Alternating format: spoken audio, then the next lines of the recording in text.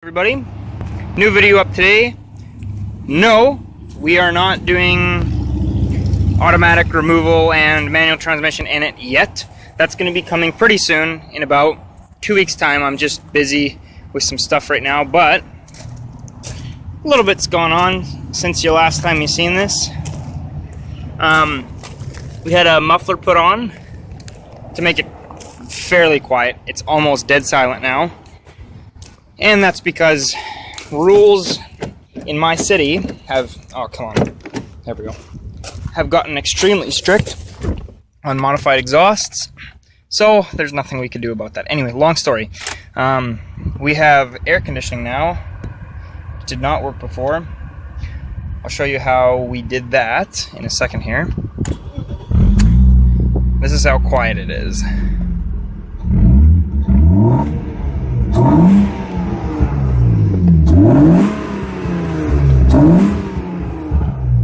Very quiet. And I did love the sound of it, but you know, whatever. Things happen. So, air conditioning is 1,000 times better. It's my favorite part of the car as of now. In here, we have everything for the manual swap. Since the last time you've seen the video of the manual swap, we had the transmission out, we had the pedal assembly with the brake and clutch here, we had the shifter, just the rubber bits, make it a little nicer, slave cylinder with hydraulic line, the hard line, this I'm pretty sure is a, can't remember what that's actually for. I don't think we need this. I think it's just something that goes over the exhaust. I'm pretty sure my car has that, but I took it just in case. We do need it, and it's different. We have the mounting points for the transmission mounts, which are here. We have the pressure plate. The bolts for that look like this. I actually ran into some problems with them. This is what the pressure plate bolts look like. You will need, as you can see in the light there, 2 of these I actually ended up stripping. And so I had to use a, what is it? It's a stripped bolts, or stripped nut and bolt remover kit. It basically just fits over top of it. And then what you're going to have to do, because the edges of these are smooth, is you're going to have to put a breaker bar on it. Once it's on, this is a good example of what it looks like. The interruption. They're actually Torx bolts.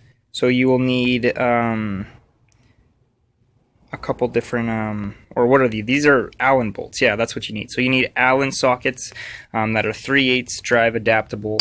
You'll need that to get those off. If you do end up stripping a couple like I did, simply just go buy the little kit that removes the stripped nuts and bolts.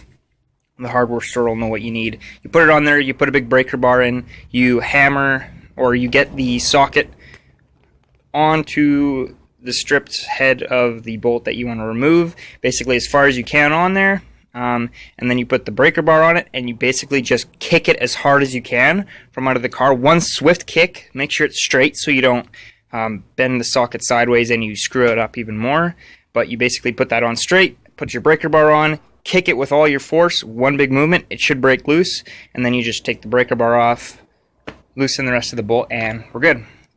I have this clutch alignment tool, which will not fit my car. I'll need to buy a new one, which is going to be about $50-ish, but as you can see, it doesn't fit at all. So that's too bad. I borrowed this from a friend, but it's not going to work. What else do we got going on here? I kind of cleaned up the transmission a little bit. I made it look a little nicer. Still pretty dirty, but oh well. It looks okay. We have the clutch. This clutch is very, very worn.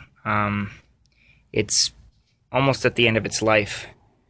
I unfortunately can't afford to buy a new clutch at this point.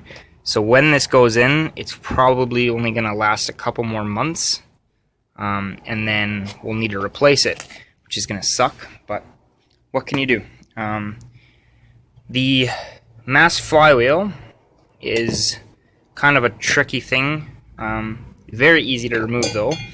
These are the bolts that hold it in. There are 1, 2, 3, 4, 5, 6, 7, 8 of these that hold it on.